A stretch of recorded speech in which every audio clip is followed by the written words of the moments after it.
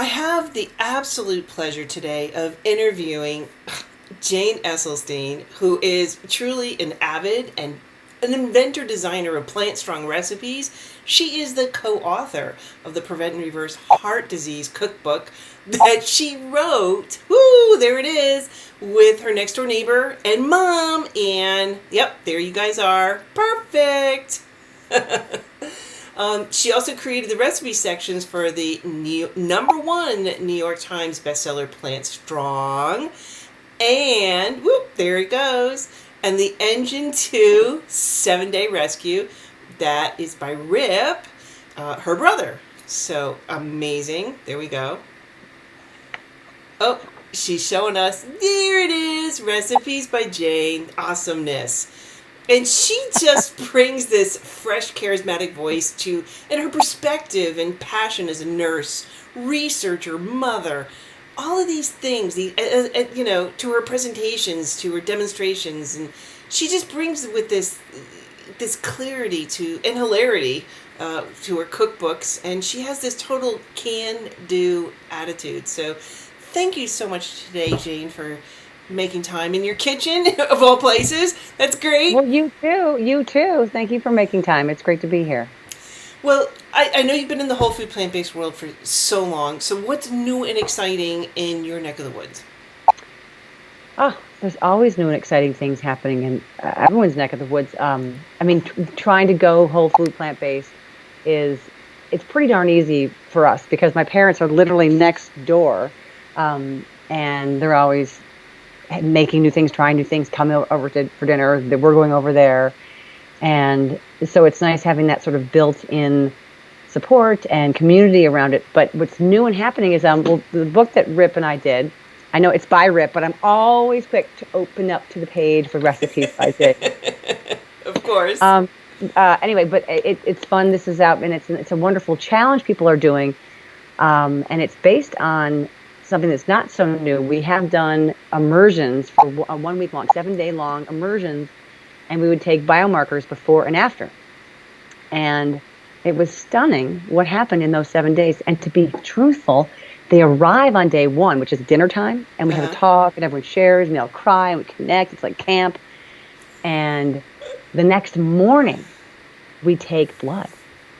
So it's actually 6 days that this challenge goes, and it is stunning what happens in 6 days, and how the changes in cholesterol, the changes in triglycerides and sugar or insulin, or all that biomarkers. I don't want to get too medical, but basically everything goes down that should go down, and it feels great. So this book, being based on all that, has been really exciting to have come out and to have people doing these challenges. Sort of they do it for a week and then they don't want to stop. So I'm on my 7-day challenge and I don't want to stop. And we're like, don't, keep going.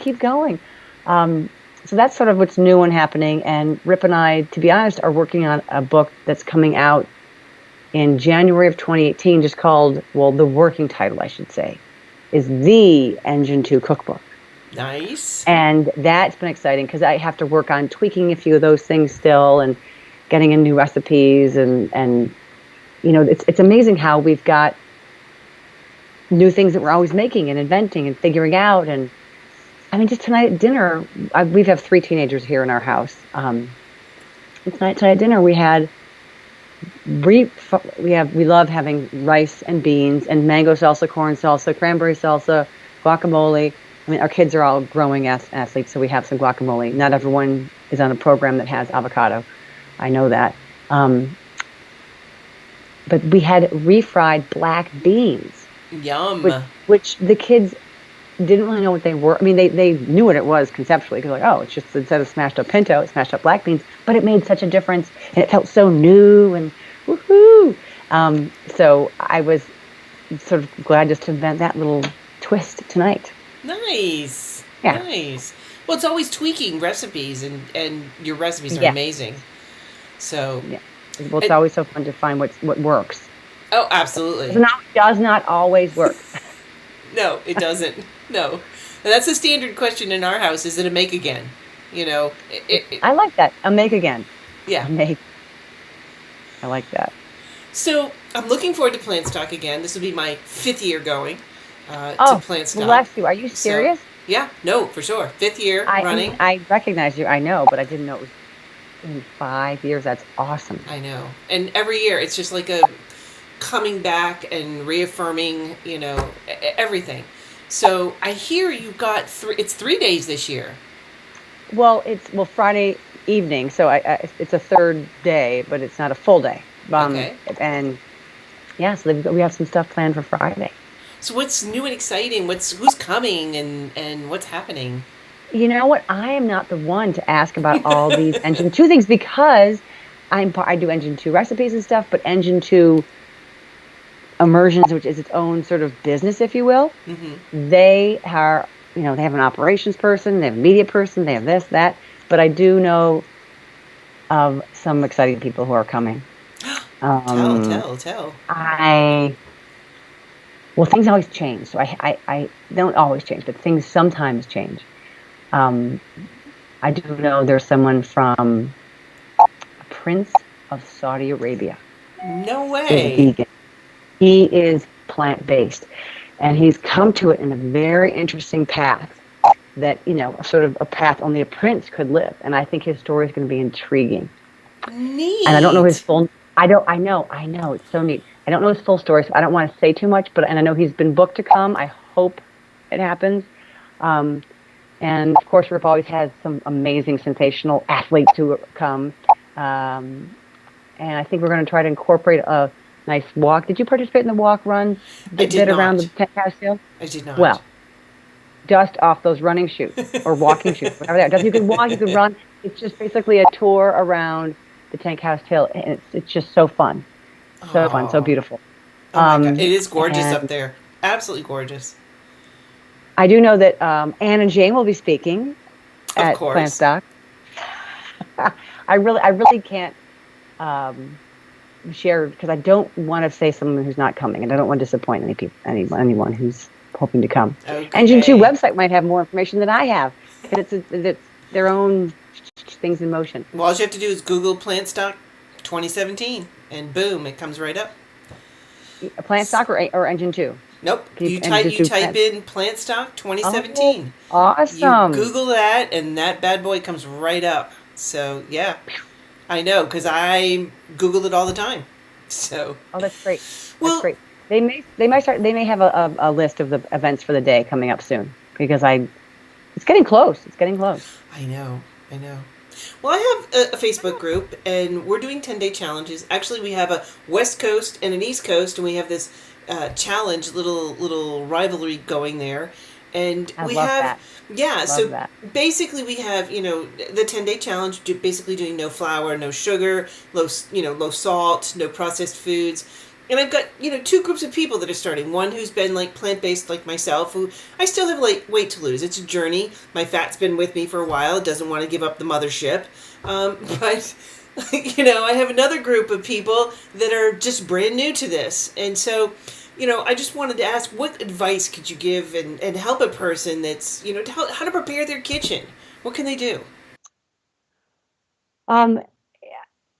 Well, it's hard to speak generally when there's people who are, like you said, who are quite far along in the journey and people who are beginning it.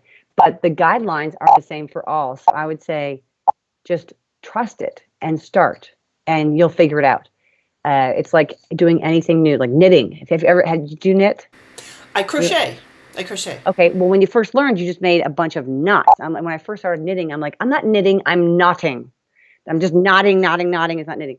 And before you know it, you become really adept and become an avid knitter or whatever. So just trust this process, and it's actually not expensive if you're making your own food. If you're going out to buy nori or rolled sushi nori, not sushi, that's the dead fish, but the medallion rolls of rice and stuff. If you're going out to buy those things at a Whole Foods market or at a Japanese restaurant, of course it's expensive. I'm talking about making your own food, eating this way in your own home is pennies on the dime. It's so reasonable.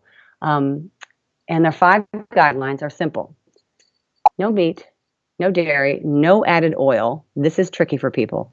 minimal salt and minimal sweet. They're going to add salt and sweet into your diet to help you eat things. Some people don't like to add anything sweet. That's fine. And don't have a little bit of a need for something sweet. Like I love having mango with my rice and beans. And tonight we were all talking about like what toppings we liked most on our rice and beans. And someone said, "Oh, the corn salsa and the avocado." And I was like, "Oh, just the mango salsa with those beans. It's my dream." And then someone's like, "Oh, I don't like the mango." And I was like, "Oh, I love the mango." So everybody has their own thing. And same with salt. Like I am just not a salty seeking person. My husband is very much a salt seeker. And I mean, I don't know if he just sweats more when he runs and he loses a lot of salt, and so he wants more salt, or I don't know why. But that's just the way that we're all wired. We're all different, even in the same household. So that being said, with those simple guidelines, sort of if you can envision what I'm talking about for dinner, of having rice, beans, there's we have brown rice, always brown, whole grains, brown rice, black beans. Then we had refried black beans, which is just basically stirred up so that the texture of like thick hummus, refried beans, and with a little salsa in there, and a little garlic powder, onion powder. And you needed, if someone on this challenge needs to have a little bit of salt to make it go down, you put the salt not in the recipe, but on your plate when you're about to eat it. You put that salt on the exterior of food. So those 4 granules of salt, which is nothing compared to the shake that you would cook into your food. Just put on the outside and eat it then. So rice, beans, refried beans. We have romaine lettuce chopped up, tomatoes, mango salsa, which is just mangoes, red onion, and lime zest. And corn salsa, which is a blend of anything you want. But we love corn, either like fire roasted or sweet corn, with some red onion, cilantro, poblano pepper, black pepper, and a little tomato. If I have like a little section of a tomato, I'll dice it up really fine, small, because my kids don't like tomato, the fleshy stuff. Right. And it's good to sneak in different flavors for them. But like the sweet and it's just the salsa of it. It's sort of like the mango chutney kind of thing. It's just a blend of things that are savory and sweet. I love how salsas do that. And cranberry salsa. And what else do we have? I think that's about it. It's a lot. It's a lot of great food. But what we've created is sort of Chipotle, if you will, at home, or like a Subway sandwich shop at home. And we've got mango salsa right there in the fridge. I could bring all these things out and show them to you, because we have leftovers. Because tomorrow night the rice and beans become quesadillas without the queso, just the dia. And you use refried beans or smashed up sweet potatoes to hold everything together as the mortar and not the cheese. And then, not the next day, but the next day I'll have burritos and using all these things to make them like that. But just the guidelines being, please stick within those lane lines, those 5 things I mentioned. And within that, people say, well, what about, you didn't mention, all nuts and things. Well, take it easy. If you have heart disease, no avocado and no nuts. But if you don't have heart disease, think about having maybe a quarter of an avocado per serving. So if you're making a dinner for 4, you have 1 avocado, and amongst the 4 of you, it's eaten. Well, in this group, we're trying to do weight loss. So we're trying to lose weight. So then, okay, if it's a weight loss focus, then avocado is like Mother Nature's breast milk. It is just loaded. I mean, even the shape of her breast. Okay, just to make it really clear, just no avocado, no need to curse on Mother Nature's good stuff, and nuts. If you can just steer clear of nuts, that's great, because once you sort of start with the higher fat foods, your brain's like more. Yes, your brain is wired to want more of that and focus on that and seek that, because your brain still thinks you live in a cave, and the cave is going to get closed off for the winter, and there'll be no more twigs or berries to eat for months. Right. And you're male and you're pregnant and you need calories. We don't live in a cave anymore, and we're probably not pregnant and living on twigs and berries all winter. So steer clear of the nuts and avocados for weight loss and heart disease, and even type 2 diabetes. It's a good thing to just steer clear of. But as far as words of wisdom for people, to share recipes that work, and if they don't work, just make a quick joke of it. Don't go into the da. Just say, if you're I don't even know. Everything's good to everybody else. I had the craziest breakfast I've ever had in my life today. I wouldn't even tell my husband what I had, and I'm not going to tell you yet. But you're going to find stuff that you love and you can't believe you've come to like. But give your body, give your mouth, give your mind a chance to rewire, and it'll be so exciting. Awesome. Well, what can they do to prepare their kitchen? Oh, kitchen, just literally throw away your bottles of oil. Throw them away. Throw them away. No, don't give them away. No one needs them. Throw it away. Throw it away. I know it makes people go, what? No. And if you have a hard time wasting things like that, you can put it away and let it go rancid somewhere else in your house for a while. But I'd say throw it away because it's a daring commitment to throw it away. Like literally put it in the trash. Take a video of yourself throwing it away in your trash so your friends see you doing that commitment. There you go. Okay. Just throw away the oil so it's not there. Okay. And I don't know what people might have. Maybe the same thing with like a creamy dressing still in your refrigerator door. If you've got some dressings in there that you don't want to be tempted with, just get rid of them. Dressings are not crazy expensive. I mean, I'm not saying like they're not $15 each, hopefully, but just get rid of those and start to use some of the best dressings out there are so easy, and they're using things you probably already have in your. But like your 3-2-1. Balsamic vinegar. Yes. 3 tablespoons balsamic vinegar. 2 tablespoons of maple syrup. Or sorry, mustard of your choice, whatever mustard you want. And maple syrup. And then 1 tablespoon maple syrup. That was honey. We steer clear of honey just because there's lots of vegans who enjoy our way of eating, and we really enjoy their support, and we don't mind just steering clear of the bees' food. Perfect. And we make maple syrup. So there you go. Maple syrup, mustard, and vinegar. We've all got that sitting around in the closet on the door of the fridge. 3-2-1. It is delicious. Add half a lemon if you want. Add some rosemary, whatever you like. So dressings are a tricky one because people are desperate for that fat on top, and it's great to get away from that. Getting rid of oil completely. And there's cheeses that hide out in. If people have or been using dairy and cheese in their life, it hides out in strange things like they have a vegan mayonnaise, and that's Italian fat, I should say, but not cheese. But they may have yogurts or something that's still in the fridge, or some sour cream, or I don't even know what kind of cheeses people or dairy. We don't have those things, but I know that. So clean out the fridge. Just clean it out. Like get the dairy out of there, and obviously we're not having any meat, so please get rid of that as well. And stock your fridge with complex carbohydrates that you like. Get a sack of potatoes and bring it home and cook it while you watch the news, while you watch Masterpiece Theater, while you watch Game of Thrones, whatever you're into, whatever shows you watch or whatever. Maybe you're doing laundry and you're on the phone with your sister, or who knows what. Just take the time to have your kitchen. It's like a dryer. Take your kitchen like a dryer. It's cooking the food while you're doing other things. You don't stand by your dryer while it dries your clothes. You don't need to stand by your oven while it cooks this whole sack of potatoes that are going to be done, cooked, baked, ready to be used all week long. Same with sweet potatoes. Put them in there and cook them. I don't care how long, an hour and a half, 2 hours. Just cook them till they're done. And put them all in the fridge, and they're ready to be used as either the base of a meal, like a sweet potato bowl, or a however you want to have a potato bowl, like with salsa or Southwest flavors, or whatever your flavor profile is. Same with brown rice. We cook a ton of brown rice, so much that our rice machine just splitters and splatters and splurts and makes a big puddle on the counter every time we use it. But we're like, you know what? She does it well. We'll let her splitter and splatter. And we have about 6 cups of rice that we use over the course of a few days. And every morning when we make oatmeal, either steel cut oats or rolled oats, we make a big pot of it. And by the end of the day, almost everybody has eaten to the point where there's nothing left.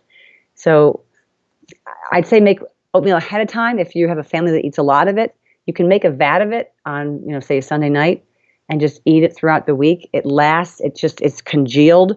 In Scotland, they used to take oatmeal and put it in the drawer. And all week long, they'd take out the drawer and they'd cut a square oatmeal Oh no, they call it porridge. They take some porridge and they just have like a square because it sets. It's Right. like cake or something, but moist oatmeal Uh-huh. set cake, and they eat it out of the drawer. Like they'd have an oatmeal drawer, or no, a porridge drawer. Um, Okay. I know. I loved reading about that. I was like, what? This Interesting. is awesome. It's so Scots. Uh, and Well, they didn't so have heating back then. So the house, and this is one of the things we have a place yeah, called Sturbridge Village, which is 1830 come to life. And they talked about how they kept pies by putting them into the closets. You know, yes, it would be cold. yeah. It would be, yes, that's great. That's great. So, but yeah, so they have an oatmeal drawer. Good to know. And it makes total sense. You just see it like settling and congealing and just Yeah. being, thick. Um, but make oats ahead of time. If you like quinoa, because quinoa has a lot of appeal to people. It's easy to digest, and it's not even considered a carbohydrate. In some cultures, they consider it a protein. Um, or it's just considered food, to tell you the truth. People don't think about this reductive protein, carbohydrate, Right. fat the way that we do sometimes. But if you like polenta, I don't know if people like polenta. It's Yes. more of a southern flavor in some parts of our country, just because it's like grits. But polenta is really a wonderful Breakfast dish. And squares. I love making polenta squares and oh, doing nice! that. And then toasting them like French toast. Exactly. And I just did a video on millet squares and using millet and cooking the millet and then letting it cool in the fridge and then cutting it up and then baking it and using that as a base. So, That's awesome. That's great. so, I saw your waffles, your potato waffles oh the other my day. I God. love that. I love that. Oh my God. I just had that for dinner actually because I could eat that every night. I could eat it literally every I, night. isn't that funny? Like I could eat my rice and beans meal every night. We were all just saying that again tonight. Oh, that's so funny. But speaking of making it easy for yourself for the week, is cooking those complex carbohydrates ahead of time is such a lifesaver. I mean, for dinners, for lunches, they're done. Even for breakfast, if you want to have, you know, again, if you're crazy breakfast like me, um, it's done, and it doesn't take a lot of time. You're not like, oh gosh, what are we gonna have? What are we gonna do? If you're gonna have pasta for dinner, whole wheat pasta, 100% whole wheat, no other kind of wheat is in there, whole wheat only. Um, that takes as long as cooking any other pasta meal. So it's not fair saying it takes too much time because it doesn't. But the things that I know help me make dinner quick is having. I mean, the passive batch cooking is, you can conceptualize that. The oven's cooking things, the rice cooker cooking things, the stovetop is cooking things, and you don't have to be there. But things like making a lot of the corn salsa, or a lot of the mango salsa, or a lot of the cranberry salsa, or if like we have a mommy's mushroom gravy we love, I always triple that recipe because you eat so much of it, and it's great to have a little extra for lunch for the few of you the next day, or even if you have someone's going to be gone and not going to have as many people having dinner, you can have dinner for one or two. Like I know my husband and I eat a little different from our kids still. They don't love mushroomy, oniony things, which we adore, but they're getting there. They're getting there. So I always make a little extra for us, knowing it'll help me time wise later. Um, Soups, if you're making soups, of course, just make double a batch. If you eat a lot of it, and you can have it for a couple dinners, a couple lunches, you'll get sick of it. Thank God it's gone. How exciting! I want to make a new something or other. Um, so I'm talking basically batch cooking is a huge help to make things as successful as possible for a 10-day stretch. Are you guys starting over 2 weekends, or doing a? We're going to start on Monday, so it goes over one weekend and then Okay, ends, midweek. So, okay, okay. Because I was thinking it might be cool to do it over 2 weekends, but maybe people don't like having, like, I'm thinking, oh, we have time to cook and do things on the weekend. But well, people may have plans, and they have people getting together, and they don't want to have those conflicts. so And they're starting, and I encourage people to do, as you said, the batch cooking and to prepare. That's one of the yeah, things that I really encourage. And I take pictures of my refrigerator and post them and show, here's what my refrigerator looks like. And, I prepared salads ahead. I prepared, that's great. containers of Oh, rice, things like that. So, it's ready to rock and roll. And so, That's so great. I mean, that's half the challenge. That's half of it right there. Oh, it isn't half. That's, I think, 90%. That's awesome. That's awesome. Well, what are Come live some at my house. must-haves? What are some must-haves that you need to have in the kitchen to help you? You have a pan that has a bottom. That's good. Good I don't start. care if it's non-stick. I don't care if it's full stick, partial stick, half of it sticks, half of it doesn't matter. Just have a pan. It's good to have a pan. I say that mostly because my kids eat pancakes and just whole wheat pancakes. And also I like to, when I cook an onion or mushrooms or whatever, I'm in a pan. You can use the bottom of a pot, I suppose, but it's a lot of this for just cooking your onions. I also would recommend, I'm thinking like must-haves. Definitely like a stove and a pan and a pot. And just, you don't need a lot. I love having my, because you're not using a lot of salt, sugar, fat, and things your tongue is seeking, salt, sugar, fat, and acid. Your tongue seeks all four of those flavors. Since you're not using a lot of those, you really need to start to push the spices and the acid because you're taking away a lot of other stuff. I mean, there's fat in lemon. There's fat in oats. There's fat in wheat. There's fat in everything. This is not a no-fat diet. It's a no added fat. So when your tongue gets some of these other flavors, it's really exciting. I mean, take away salt, and you've got 10 million other flavors you can go with. I mean, cardamom. You can just taste it now in your head, can't you? You can take cardamom. Absolutely. It's Absolutely. amazing. Or fennel, or sage, or rosemary, even cumin. You can taste these if you give them the chance to not be dominated by salt and oil. So I'd say get spices you like.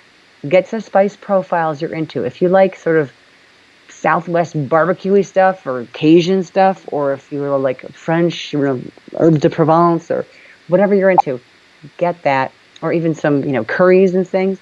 There's so many great things. But I love adding lemon and lime because it brings the acid, or even some orange sometimes. It brings the acid flavor, but the zest of the lemon and lime is fantastic. And I have a thing called a zester, which is like a carpenter's rasp. Mm-hmm. And, it's a microplaner. That, Yep. I'd say, I need that. I need that. Yeah.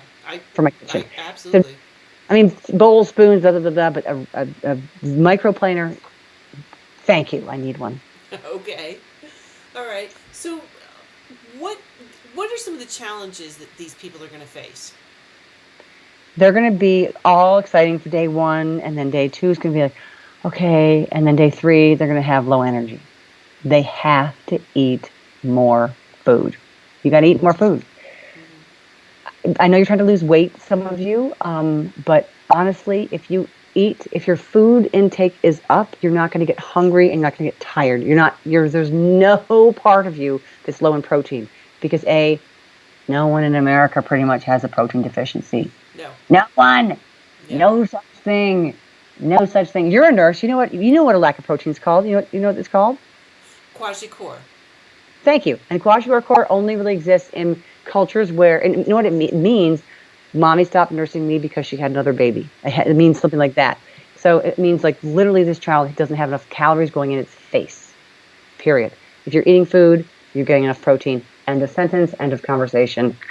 Okay, so if people are not feeling great, they need to eat more food. Not more salad, not more lettuce, not more carrot shreds. Food. Right. I'm talking bean burritos and open-faced hummus sandwiches that are so tall with stuff on top of them. You have to eat it with a fork to get down to your bread layer that you can eat. And bowls of oatmeal or whatever grain, maybe you're eating millet in the morning. So much of that filled with blueberries and raspberries and strawberries or frozen mango or whatever you like on your cereal. Again, I'm not telling you what I had on my cereal this morning. Oh, I can't wait to hear this. Okay. Crazy. Eat a ton of that so that like you're maybe eating the last few bites as you go to your 10 o'clock meeting or your 10 o'clock yoga class, whatever you do at 10 in the morning. You're just like, oh my God, I'm so full of breakfast. Good for you. Train your body that you need to not eat what America thinks is a portion, but what a plant-based portion is, which I wish I could get I'm attached here, but I can't get my bowl. I'd show you, we have these bowls we eat out of. Eat enough food. Eat enough food. And the caloric density of whole food or plant-based food is so low that the number of calories you're eating just is not going to be too much unless you're eating a lot of breads. Sometimes people go to bread, and bread is pretty much it's really processed. So that's why we have open face sandwiches we try to push. But, as you said, your pies are going in no flour, right? Is that right? Yes, absolutely. Oh, there you go. Breads are a no for me. I can't keep them in the house because I will eat them. Oh, there you go. So there you go. There you go. So there are some rye breads that are made with rye berries. I don't know if you've tried that or you can do that, but the rye berry breads are so dense and they take like 3 days to break down one slice in your belly. You are full forever. They're great. Okay. You can toast that. You can toast them until they're stiff as diving boards, and then try to eat them without chipping your teeth. But they're great. Okay. Yeah. All right. Well, what are some of your favorite tips and tricks that you've perfected in the kitchen? Well, I get asked that a lot, but I just think that I'm not afraid to be daring. I'm not afraid to give it a go. I'm not afraid. And make food that you think you'll like. Don't make a recipe that you don't think you're going to like. If somebody said to me, like, oh, you've got to make this cabbage stew with sauerkraut and apple vinegar, and I'm like, you know what? That's not my that's not my channel. That's not my channel. Right. No, you're going to love it. The beets are pickled. And I'm like, stop. My eyeballs are pickled at the sound of that. Like, don't make that. Right. Make what sounds good to you. And, get the flavor of hummus that you like. There's a selection of as many shampoos as there are hummuses now. I mean, there's so many, or hummuses, shampoos. There's just so many flavors. And lots of them have no added oil, or you can make your own, all that batch cooking you're doing. But just make what you'll eat. Make what you'll eat. Like I've made 4 cookbooks, but they're pretty much what I like to eat. And what I've found is appealing enough and full of enough stuff that I have not made 4 cookbooks of salad. This is not salad. No, that's a standard question. So what do you eat? Salads? Oh, no. No. I'm such a foodie. Stop it. No. So let me ask you, in preparation, and you kind of answered this already, but should somebody do a biometric before they begin a 10-day challenge like this? And should they talk to their doctor about this? Yes and no, or okay and okay. So I think okay. Yes. Do it. Take your biometrics before, or if you have a pre-done already, like if you have within the last little bit of time, you've had your biometrics taken, fine. You kind of have something you're starting off of. But it'll be very exciting to see what happens in 10 days. Right. Your after is what's more exciting, I think, because if you have a general sense of where you are now and you haven't changed much from whenever you had that test done, or the blood draw, I'm assuming, till now, then it's probably not, similar enough that this 10-day challenge will show some cool results. So that would be great to do if you can. So yes, do it, or okay, do it if you can. If your insurance will supply it, or you're willing to pay the blood draw amount, whatever that would be. I think you can. It varies from place to place. I can't even say what it might be, but and talk to your doctor. Why? Well, I was just concerned, like if somebody's on meds. Okay, I was thinking that if they're concerned, will be lack of protein. Doctors have zero nutritional training. Yes. And an honest doctor will tell you that they got 0, or maybe they went to a 20 to 30 minute seminar. That's going to be about it, honestly.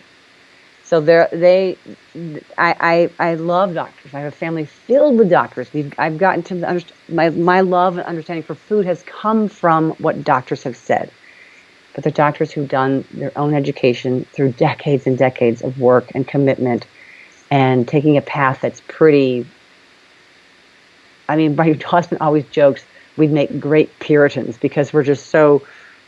This is the way, and there's no joy, and there's no joy, but he jokes. It's this tight path, and we stick to it. But it's made us be full of energy, and we all love being athletic and doing athletic things and being active, and it feeds our energy level really well. I'm getting off topic though, but if you are on medication, if you're on especially any sort of diabetic medication, so something with type 1 or type 2, your sugars are going to really normalize. And as they normalize, your medication could be overworking. So you're going to be at risk for getting hypo. And you don't want to pass out. You don't want to chip a tooth. You don't want to have anything bad happen. So maybe let them know, I'm going to keep an eye on my blood sugar this week. I'm trying this plant-based eating diet for a week and with some friends, and I may need to ratchet my meds down a little bit. So just keep an eye out. Just keep it casual. Nothing threatening to the doc. And also, if someone's on a high blood pressure med of any sort, those seem to have, this diet seems to have a very normalizing effect on one's blood pressure as well. So there also could be the risk of them getting a little, dizzy, on the verge of maybe passing out. So just be aware of your body and how it's. Sorry, I'm losing my focus because you can come in. My daughter's crawling under the table to get back to the kitchen. You can go. Oh, okay. She crawled under. She got where she had to go. Okay. Sorry. So I lost my whole train of thought on blood pressure, but you helped me out there. Thank you. She's getting what she wanted.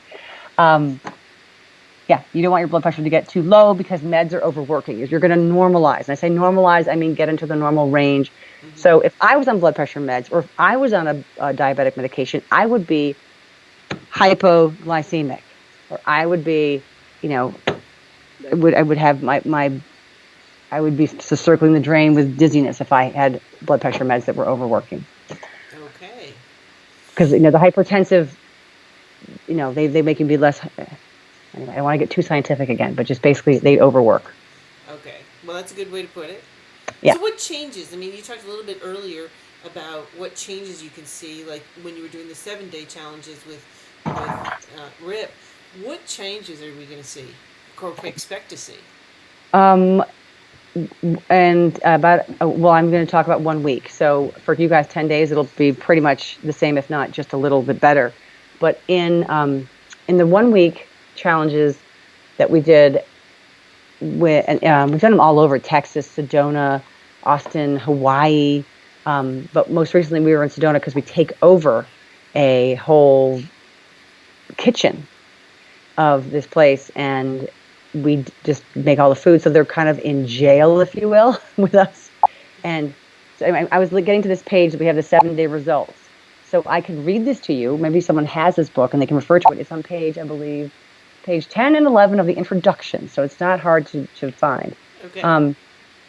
The weight loss results are between 1 and 14 pounds. Wow. Depending on participants. Some people you can imagine are really big, and they lose a ton of weight because they just can't. You can't. It's hard to maintain that much body mass because you just are not eating enough on this way of eating. And LDL cholesterol, 98% of participants dropped their LDL by an average of 22, but the maximum drop was 50 points. Wow. Yes, in a week. There's no statin drug can do that. And then HDL, this is a longer paragraph because HDL is an interesting thing. People want to have it be high, but when it goes a little bit lower with plant-based eating, it's important to understand the function of HDL as a molecule. Yes. And HDL as a molecule, maybe you've described this already. Have you described this already? No, I have not. So HDL as a molecule is basically, it zips around. I usually have little dump trucks. It's these little dump trucks, and they zip around. They go, hey, we're the happy, healthy molecules here. We're picking up all this extra cholesterol. And we're going to take this cholesterol back to the liver to be recycled. Mm-hmm. So the fact that your liver recycles your own cholesterol means you really need it, and you make all that you need. You do not need to consume any cholesterol, because cholesterol comes from one place and one place only, Do you know where it comes from? Animal products. Animal products or animal blood or animal milk. Animals. So we don't need to eat them. We recycle our own cholesterol. So on a plant-based diet, all these dump trucks zipping around, finding extra bits of cholesterol to take back to the liver to recycle. Is there gonna be a lot of trash for this dump truck? So are you gonna make a lot of dump trucks to pick up this one little? No. Your body won't make a lot of these. Your body does not make things it doesn't need. It won't make a lot of enzymes if you don't need them. It won't make a lot of this if you don't need that. So it's so efficient. So your HDL may come down. And your doctor won't know what you're talking about, but you can just say, I'm not making a lot of garbage, so I don't need a lot of garbage trucks. So how much did it come down? So I'm trying to be very appropriate and read the book here. So 80% of the participants dropped their HDL.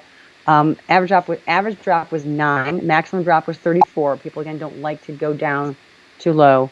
But then he talks about these whole paragraphs kind of describing why you may have a loss and it's not a bad thing. Blood pressure, 67% of the group dropped their blood pressure. The average drop in systolic blood pressure was 15, with 25% of participants reducing by 18 to 49 points. The average drop in diastolic, it's systolic or diastolic, was 10 points, with a 25% reduction in it between 12 to 29 points. Wow. Triglycerides, 60% dropped their triglycerides, with 25% reducing them by 82 to 358 points. Wow. Yeah. Amazing. So the average triglyceride was 75. The maximum, this is so hard to read. The maximum reduction in triglycerides was 1,438 points. Oh my gosh. 1 week, actually 6 days. And the fasting blood sugar, 23% started the week with a fasting blood sugar of over 100, indicating that they were pre-diabetic or diabetic. Of those 23, 8 dropped their blood sugar below 100 by the end of the week, indicating that they were now in the normal range. For a complete analysis of all this stuff, there's more. There's a whole other page on that. Hold on. But if your blood sugar, if it's in the normal range, it's going to stay in there. So you want to have it be normal. And I mean, on and on and on. There's lots in here. This is a great guide and support if people are looking for that. And I don't know if you've talked about this book at all, but the basis of it is bowls. Big bowl for breakfast, and then a bowl of soup or a bowl of food from dinner for lunch, or a flat like I talked about, and then a bowl for dinner with a sweet potato as a base, or a baked potato, or Yukon Gold or whatever, white potato, polenta or whole wheat pasta, or quinoa, or making some sort of basmati rice like an Indian bowl. And then for dinner, having any one of those bowls I just recommended, the sweet potato, the Yukon Gold potato, the polenta, or the brown rice bowl, or like a basmati sort of Indian style rice bowl, or even take a pizza and make it into a bowl. Oh, you guys are not doing wheat. There's so many different options, but just make a big bowl of food and eat a big bowl of food with that complex carbohydrate, some beans, greens, and then veggies and spark. That's a great tip, I should say. Spark is lemons, limes, zest, spices, sriracha. I don't know if you guys are sriracha fans, or hot sauces. Hot sauces are great. I love them. Just all the variety of salsas and sauces and spreads out there. That just makes the difference, all difference in the world for me. Mm-hmm. I know. Well, I've heard this term, plant strong versus plant perfect. What's the difference? Well, we have covered that a little bit tonight. And plant perfect is sort of what my father's research is based on, and what my mother and I stuck with in our Prevent and Reverse Heart Disease cookbook are those guidelines. Right. And this is just no meat, no dairy, no added oil, minimal salt, minimal sweet, no nuts, no avocado. End of sentence. This could be 1 page long, just those guidelines. Right. But okay, how do we do that? How do we eat this way? Well, what about? No, just stick to that. Okay. Now, plant strong, these guidelines are the same. No meat, no dairy, no added oil, minimal salt, minimal sweet, But here we have a little bit of nuts used in sauces, or maybe a little bit of nut in a dressing, or a little bit of nut in a spread. We're not saying by any stretch to you have nuts like this, or nuts in a can, or nuts in your car, or nuts in the snacking. We just mean you can use them in condiments and things, and minimal amount. If kids who are doing this, they need to have a peanut butter sandwich now and again, just with peanut butter spread on their bread. Again, natural peanut butter, and avocado.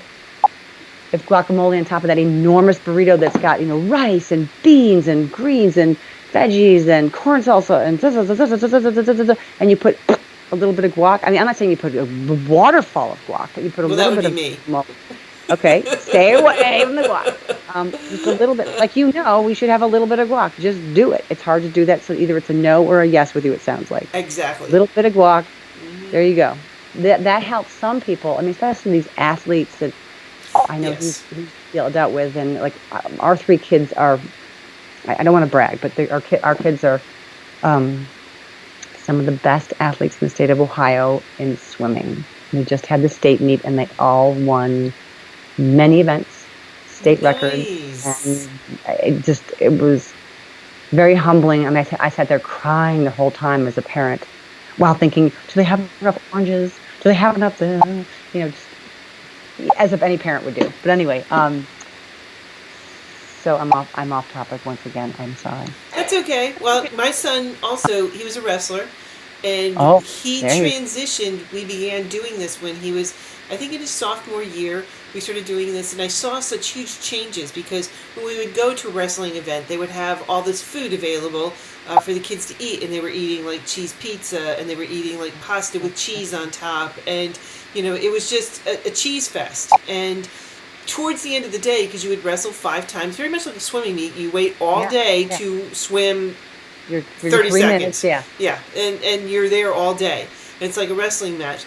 And so my son would wrestle, and then I would, as soon as he was done wrestling, I would give him carbs and, load him up for the next, because it was about 45 minutes to an hour away that he would wrestle again. So we would have enough food, in his system. But one of the things that I noticed for him was, as you start to, because wrestling is just so intense. Yeah. And as you start to wrestle, one of the things that you need more oxygen. So involuntarily, you'd see the kids just immediately go like this and try and stretch their lungs to get more air in. Oh my God. I never saw my son do that. Never. Because he was eating, and his arteries were clean.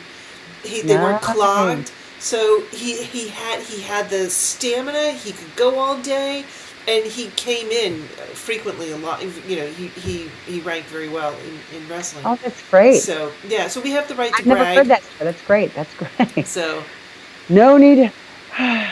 yeah, no, but you would see the kids doing that just to get more air, but I never saw them doing that. So interesting. That's great. Well, is there any other insights or ideas or things or tips or tricks you can share with us to help us be successful? Talk with each other and communicate. It helps so much to have a sense that you're not alone if you're struggling, and if even with your successes, share them, because everyone else would be happy to learn from your successes. Well, that's one of the things we do is I have a private chat room for us, and plus a back Facebook group, so that we can ask questions, that we can cheer each other on. How was your day? How did it go? Did you have any challenges today? And how did you fall? And best thing, if you fell, let's get right back up, and let's start again, and get right back on that horse and move forward. But I've also noticed, because I've been so clean, in terms of what I'm eating, that if I do fall, oh my God. You fall hard? Well, I feel so bad. Oh yeah, you feel it physically. Yeah. It's and for me, one of my biggest challenges is we have at my school, and parents are just so nice. They bring all this food in. They do, and it's for them it's very high level foods, from great bakeries, and it's treats for us. And it kills me because I have to go into the faculty room and I have to walk by it's a table laden with food. And it's just so difficult, you know. And I know a lot of that stuff I don't eat anymore, and some of it doesn't even turn me on anymore. I mean, at all. But there's some that it's tough. You know, yeah, there's some things that like this is not my food. Like it's not food. Like if I saw ribs and pork, pulled pork, and dairy covered this and that. You know, but you know, a baked good where it's associates differently in my mind. You know, or you know, that stuff is less not my food than like meat or dairy. I know. I totally know what you mean. So definitely support each other, and I guess don't be afraid of the amount you go to the bathroom. Yeah. You will go there, and you may have gas. Just walk around a lot. Just hang out near the dog. Just let it happen, and you're poop, and it's gonna be just great. You're losing more weight. There you go. Yeah. Well, Jane, thank you so much. I really appreciate your time and your insights and your humor and well, thank you. It's been great. Thank you. Well, thank you. And best of luck, East and West. I would love to hear the results of this. Well, I can't wait. Tomorrow is weigh-in for one group. You send me the I don't even know people's names or anything, but just send me what's happening East and West. Oh, tomorrow morning is our weigh-in. So for one challenge, and then we're starting again. You know, we finish tomorrow morning, and then next Monday we're starting another one. Oh, so wow, good for you. So well, and both of us, Great. You know, the woman who's running the plant-based group in California, we both have, you know, about 25, 30, 40 pounds to lose, both of us. So we're going to just keep doing this until we hit our goals. So. Oh, well, you guys sound great. You know, this sounds like I don't know. I just talk about myself, and I don't mean to do that. I mean, I joke with my books, and of course, but every March I host a Prevent and Reverse Heart Disease for Women conference. I know it sounds like everything else that's going on, but it sounds so much like what you guys are doing, in that it's just this women's support you don't just get everywhere. Right. I mean, this firefighter guy writing these books, you know, I'm speaking firefighter language half the time, but it's so much love and science and support and intuition and warmth that goes on between women. And like something you just said made me think about the conference, and that's why I brought it up. So maybe you guys need to meet in the middle of the country in Cleveland, Ohio in March, and we'll feature you guys up there. There you go. Look what they did, East and West. That would be a riot. It's fun. It's fun. So if you can get some biomarkers in there, just that would be great to have a sense of as well. Well, the first challenge we did, we had a range of 0.1 pounds to 8.8 with an average of 4.3 pounds. So that was, you know, we had 11 in the first group. So now we have, in this group, we have, I think there's 19 on the East Coast, and I think about the same amount on the West Coast. Wow. So we're you know, in each group, each round, we seem to keep attracting more. So it's fun. It's fun. That is fun. That's great. That's great. Well, thank you again. Thank you. Thank you.